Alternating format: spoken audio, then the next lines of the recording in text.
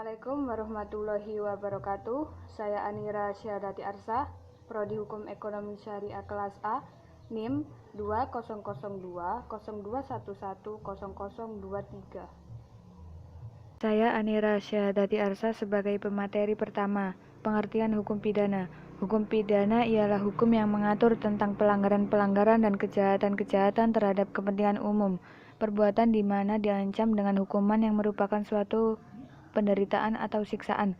Dari definisi tersebut dapat kita simpulkan bahwa hukum pidana itu bukanlah suatu hukum yang mengandung norma-norma baru, melainkan hanya mengatur tentang pelanggaran-pelanggaran dan kejahatan-kejahatan terhadap norma-norma hukum yang mengenai kepentingan umum. Fungsi hukum pidana. Fungsi hukum pidana hampir sama dengan fungsi hukum lain pada umumnya. Di samping sebagai kontrol sosial, juga berfungsi sebagai sarana untuk mengubah perilaku masyarakat sebagaimana dikatakan oleh Rochbone.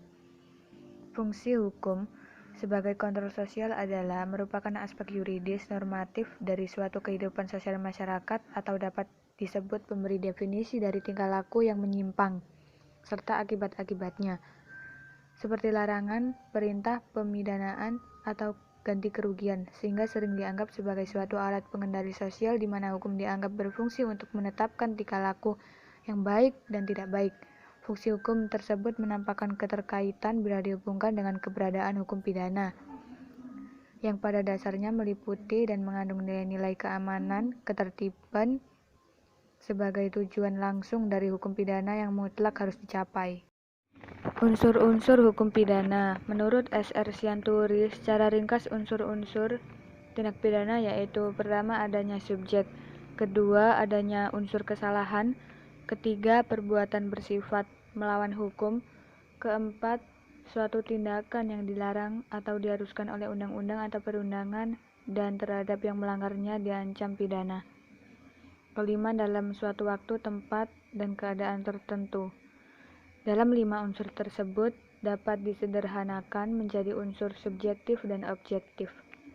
Unsur subjektif meliputi subjek dan adanya unsur kesalahan, sedangkan yang termasuk unsur objektif adalah perbuatannya bersifat melawan hukum, tindakan yang dilarang atau diharuskan oleh undang-undang atau perundangan dan terhadap pelanggarnya diancam pidana, dan dilakukan dalam waktu, tempat, dan keadaan tertentu. Sifat hukum pidana.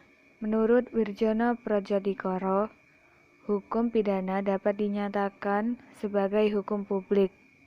Hal ini didasarkan pada hubungan hukum yang diatur dalam hukum pidana.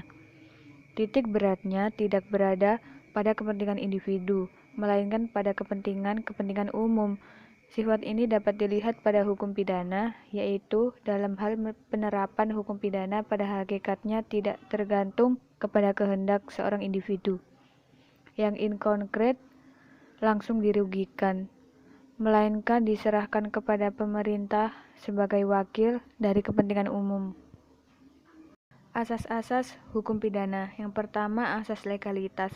Asas ini bersifat fundamental dalam hukum pidana, khususnya KUHP. Yang kedua, asas teritorial. Guna menentukan tempat berlakunya peraturan pidana, maka hal mendasar yang harus dijadikan sebagai landasan ialah menentukan batas-batas teritorial berlakunya hukum pidana. Adapun menentukan batas-batas teritorial tersebut ditentukan melalui hukum yang menjadi landasan berlakunya peraturan hukum konkret. Yang ketiga, asas perlindungan. Tujuan dengan adanya asas perlindungan ini yakni sebagai perlindungan hukum guna menciptakan keadilan serta kepastian hukum melalui peraturan pidana, khususnya KUHP. Yang keempat, asas personalitas.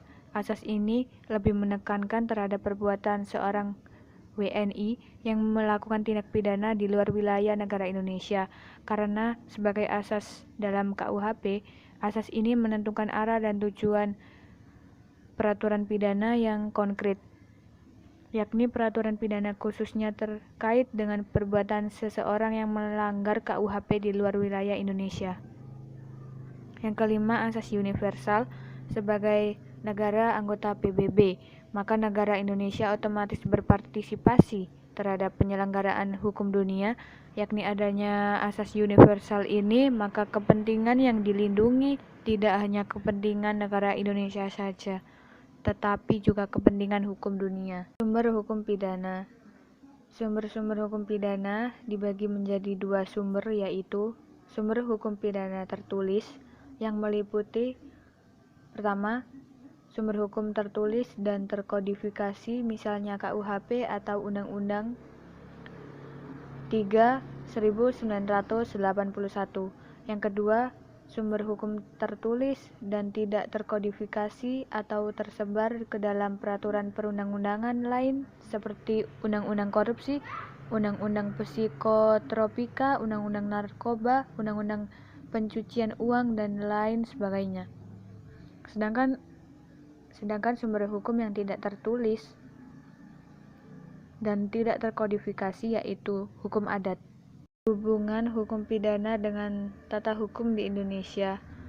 Tata hukum Indonesia adalah hukum yang sekarang berlaku di Indonesia, di mana mengatur, menata, menyusun tata tertib kehidupan masyarakat Indonesia. Hukum pidana termasuk jenis dari tata hukum Indonesia karena hukum pidana sebagai pengatur dan pembatas tingkah laku setiap manusia dalam meniadakan pelanggaran kepentingan umum.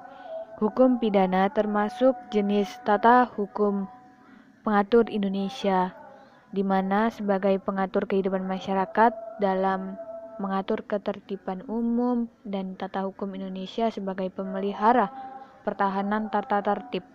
Hubungan dan irisan hukum pidana dengan hukum perdata ekonomi. Adanya hukum perdata ekonomi yang mengatur wewenang dan memecahkan masalah tertentu sehingga para pelaku bisa melakukan kegiatan ekonomi lebih tenang lagi. Adanya hukum perdata ekonomi dapat menciptakan serta mengatur kehidupan di dalam masyarakat yang aman, tertib, serta tentram, dan memiliki nilai adil dalam mendapatkan kepastian hukum. Adanya hukum pidana untuk mengatur tindak pelanggaran-pelanggaran dan kejahatan terhadap norma-norma hukum yang mengenai kepentingan umum supaya membawa ketertiban dan keamanan dalam masyarakat.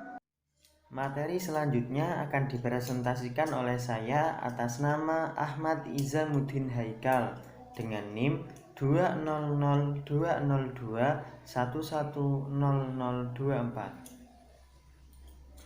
Sejarah perkembangan KUHP di Indonesia. Yang pertama, zaman VOC. Pada masa ini, selain hukum-hukum adat pidana yang berlaku bagi kaum pribumi di Indonesia, penguasa VOC mulai memberlakukan plakat-plakat yang berisi hukum pidana.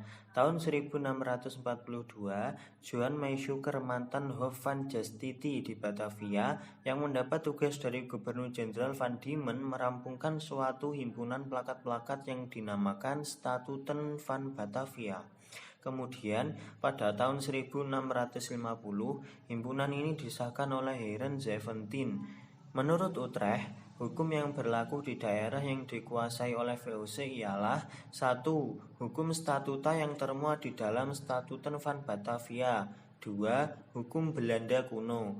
3. Asas-asas hukum Romawi. Pada tahun 1848 dibentuk lagi Intermare Stafbepalingen. Barulah pada tahun 1866 muncul kodifikasi yang sistematis. Mulai tanggal 10 Februari 1866 berlakulah 2 KUHP di Indonesia. 1. Het Wetboek van Straffe voor Europeanen yang berlaku bagi golongan Eropa mulai 1 Januari 1867. Kemudian dengan ordonansi tanggal 6 Mei 1872 berlaku KUHP untuk golongan Bumiputra dan Timur Asing. 2. Het Wetboek van Straffe voor Inlands en Demeded Geligested mulai berlaku 1 Januari 1873. Yang kedua, zaman Hindia Belanda. Berdasarkan sejarah dari tahun 1811 sampai 1814, Indonesia pernah di bawah kepemimpinan Inggris. Berdasarkan Konvensi London 13 Agustus 1814, maka bekas koloni Belanda dikembalikan kepada Belanda lagi dengan Regeringsreglement 1815 dengan tambahan subletor instruksi 23 September 1815, maka hukum dasar kolonial tercipta. Agar tidak terjadi kesenjangan peraturan, maka dikeluarkan Proklamasi 19 Agustus 1816 yang mengatakan bahwa untuk sementara waktu semua peraturan bekas pemerintahan Inggris tetap dipertahankan. Untuk orang pribumi, hukum adat pidana masih diakui asalkan tidak bertentangan dengan undang-undang dari pemerintah. Kepada bangsa Indonesia ditetapkan pidana berupa kerja paksa di perkebunan yang didasarkan pada STBL 1828 nomor 16. Mereka dibagi atas dua golongan, yaitu satu yang dipidana kerja rantai, dua yang dipidana kerja paksa. Pertama kali ada kodifikasi di bidang hukum pidana terjadi sejak adanya Criminal Wetboek for Het Koninklijk Holland 1809. Kitab Undang-Undang 1809 memuat ciri modern di dalamnya. Menurut VOC yakni 1. Pemberian kebebasan yang besar kepada hakim jika dalam pemberian pidana. 2. Ketentuan-ketentuan khusus untuk penjahat remaja. 3. Penghapusan perampasan umum. Yang ketiga, zaman pendudukan Jepang. WVSI tetap berlaku pada zaman pendudukan Jepang. Hal ini didasarkan pada Undang-Undang Osamu Seirei nomor 1 tahun 1942 yang mulai berlaku tanggal 7 Maret 1942 sebagai peraturan peralihan Jawa Madura. Jadi hanya pasal-pasal yang menyangkut pemerintah Belanda, misalnya penyebutan raja atau ratu yang tidak berlaku lagi. Peraturan ini juga dikeluarkan di daerah selain Jawa dan Madura. Dibanding dengan hukum pidana material, maka hukum acara pidana lebih banyak berubah karena terjadi unifikasi acara dan susunan pengadilan. Ini diatur dalam Osamu Seirei nomor 3 tahun 1942 tanggal 20 September 1942. Yang keempat, zaman kemerdekaan. Keadaan pada zaman pendudukan Jepang dipertahankan sesudah proklamasi kemerdekaan. Pasal 2 Aturan Peralihan UUD 1945 berlaku tanggal 18 Agustus 1945. Untuk memperkuat aturan peralihan tersebut, maka Presiden mengeluarkan peraturan tanggal 10 Oktober 1945 yang dinamakan Peraturan Nomor 2. Barulah dengan UU Nomor 1 1946 diadakan perubahan yang mendasar atas WVSI. Ditentukan dalam UU Nomor 1 tahun 1946 tersebut bahwa hukum pidana yang berlaku mulai tahun 1946 ialah hukum pidana yang berlaku tanggal 8 Maret 1942 dengan berbagai perubahan dan penambahan yang disesuaikan dengan keadaan negara Republik Indonesia dengan nama Wetboek van Strafrecht voor Nederlands-Indië diubah menjadi Wetboek van Strafrecht yang dapat disebut Kitab Undang-Undang Hukum Pidana. Yang kelima, rancangan KUHP baru. Usaha nyata menuju tercapainya kodifikasi KUHP yang sesuai dengan perkembangan hukum pidana seperti yang dikemukakan Usaha Basarudin SH dan Iskandar Situmorang SH yang menyusun rancangan buku 1 KUHP tahun 1971 dan buku 2 KUHP tahun 1976. Kemudian sejak tahun 1979 telah dibentuk tim pengkajian hukum pidana yang diberikan tugas menyusun rancangan KUHP baru oleh pemerintah, yakni Menteri Kehakiman, dalam hal ini Badan Pembinaan Hukum Nasional. Pada tahun ini disusunlah materi-materi yang diperlukan. Tahun 1980 sampai 1981 mulailah disusun rancangan buku 1 yang antara lain juga memakai KUHP lama dan rancangan Basarudin Din dan rekan sebagai bahan perbandingan. Tahun 1981 sampai 1982, konsep perancangan buku 1 telah diselesaikan dalam arti masih kasar. Pada tahun 1982, diadakanlah lokakarya di Babinkumnas membahas rancangan tersebut. Sesudah itu, terus-menerus tim berkumpul untuk memperluas rumusan rancangan buku 1 tersebut dan menyusun rancangan buku 2 sampai 1985. Pada tahun ini juga diadakan lokakarya di tempat yang sama guna membahas buku 2. Pada tahun 1987 diadakan lokakarya khusus mengenai sanksi pidana di tempat yang sama. Dan terakhir lokakarya mengenai delik komputer dan delik terhadap penyelenggaraan peradilan. Perbedaan yang muncul antara rancangan KUHP dan KUHP lama ialah rancangan hanya terdiri atas 2 buku, sedangkan KUHP lama yang sama dengan WVS Belanda terdiri atas 3 buku. Dengan sendirinya perbedaan antara delik kejahatan dan delik pelanggaran di dalam rancangan telah ditiadakan. Sistematika KUHP. Sistematika hukum perdata menurut ilmu pengetahuan dibagi dalam 4 bagian, yaitu 1. Hukum perorangan atau badan pribadi, personen reh. Memuat peraturan-peraturan hukum yang mengatur tentang seseorang manusia sebagai pendukung hak dan kewajiban, yakni subjek hukum, tentang umur, kecakapan untuk melakukan perbuatan hukum, tempat tinggal domisili, dan sebagainya. Yang kedua, hukum keluarga, family reh. Memuat peraturan-peraturan hukum yang mengatur hubungan hukum yang timbul karena hubungan keluarga atau kekeluargaan, seperti perkawinan, perceraian, hubungan orang tua dan anak, perwalian, kuratele, dan sebagainya.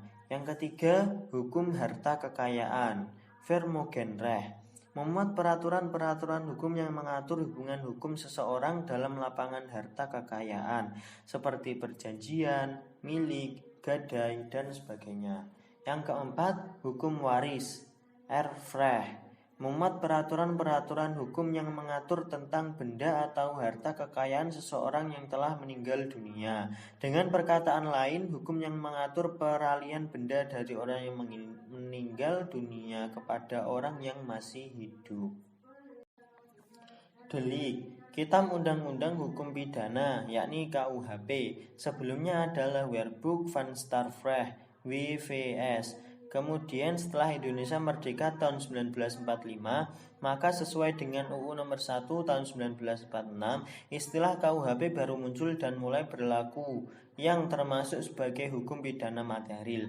Adapun cara pelaksanaan KUHP harus didasari dari Kitab Undang-Undang Hukum Acara Pidana, yakni KUHAP, yang diatur dalam UU nomor 8 tahun 1981, yang dahulunya diatur dalam HIR STB 1911 nomor 44. KUHP semula terdiri atas 569 pasal, yang dalam perkembangannya beberapa pasal telah dicabut, dirubah, dan ditambah dengan beberapa undang-undang. Sedangkan isinya adalah semua perbuatan-perbuatan yang dilarang oleh undang-undang dan lazimnya dinamakan delik.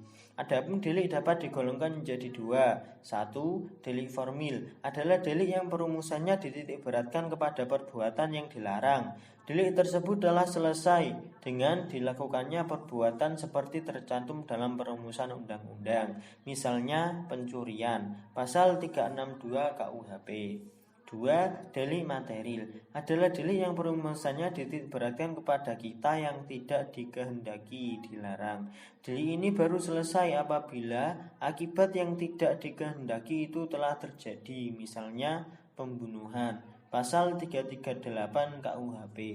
Baik, materi berikutnya akan disampaikan oleh saya, Mauidatus Sholihah, Prodi Hukum Ekonomi Syariah kelas A, dengan NIM 2002021100022. Kesalahan. Dalam hukum pidana dikenal asas yang paling fundamental, yakni asas tiada pidana tanpa kesalahan, yang dikenal dengan Geen-strafzonderschuld atau nulla poena sine culpa. Dari asas tersebut dapat dipahami bahwa kesalahan menjadi salah satu unsur pertanggungjawaban pidana dari suatu subjek hukum pidana. Artinya, seseorang yang diakui sebagai subjek hukum harus mempunyai kesalahan untuk dapat dipidana. Dengan demikian, untuk menentukan adanya kesalahan dalam pidana, subjek hukum harus memenuhi beberapa unsur, antara lain adanya kemampuan bertanggung jawab pada si pelaku. Perbuatannya tersebut merupakan kesengajaan, dolus, atau kealpaan, culpa. Tidak adanya alasan penghapus kesalahan atau tidak adanya alasan pemaaf. Percobaan melakukan tindak pidana. Kata percobaan atau poking berarti suatu usaha mencapai suatu tujuan yang pada akhirnya tidak atau belum tercapai. Dalam hukum pidana, percobaan merupakan suatu pengertian teknik yang agak banyak segi atau aspeknya. Perbedaan dengan arti kata pada umumnya ialah bahwa apabila dalam hukum pidana dibicarakan hal percobaan, maka sudah tetap bahwa tujuan yang dikejar ialah tidak sampai. Unsur belum tercapai tidak ada, dan maka dari itu tidak menjadi persoalan. Penyertaan melakukan tindak pidana. Kata Dilneming berarti turut sertanya seorang atau lebih pada waktu seorang lain melakukan suatu tindak pidana. Membaca rumusan pada tiap pasal ketentuan hukum pidana, orang berkesimpulan bahwa tiap tindak pidana hanya ada seorang pelaku yang akan kena hukuman pidana. Dalam praktik, ternyata sering terjadi lebih dari seorang terlibat dalam peristiwa tindak pidana. Di samping si pelaku, ada seorang atau beberapa orang lain yang turut serta. Perbarengan perbuatan pidana. Pada dasarnya yang dimaksud dengan perbarengan ialah terjadinya dua atau lebih tindak pidana oleh satu orang atau beberapa orang, di mana tindak pidana yang dilakukan pertama kali belum dijatuhi pidana, atau antara tindak pidana yang awal dengan tindak pidana berikutnya belum dibatasi oleh suatu putusan. Dasar peniadaan pidana. Dasar peniadaan pidana adalah alasan-alasan yang memungkinkan orang yang telah melakukan rumusan delik untuk tidak dipidana karena kewenangan yang diberikan undang-undang kepada hakim. Secara garis besar, dasar peniadaan pidana terbagi menjadi dasar pembenar, dasar pemaaf, dan penghapus penuntutan. Hukum acara pidana. Pengaturan mengenai cara bagaimana pemerintah menjaga kelangsungan pelaksanaan hukum pidana material dapat dijumpai pembahasannya dalam hukum pidana formil atau hukum acara pidana, yang mana acara pidana langsung tersangkut dengan kepentingan umum. Hukum acara pidana bersifat akuisatoir, artinya acara pidana asas bahwa dalam acara pidana penuntut umum dan terdakwa berhadapan sebagai pihak yang sama haknya yang berhadapan-hadapan di muka hakim. Hakim tidak berpihak. Dalam hal ini hanya terdiri dari orang yang mendakwa, terdakwa, dan hakim.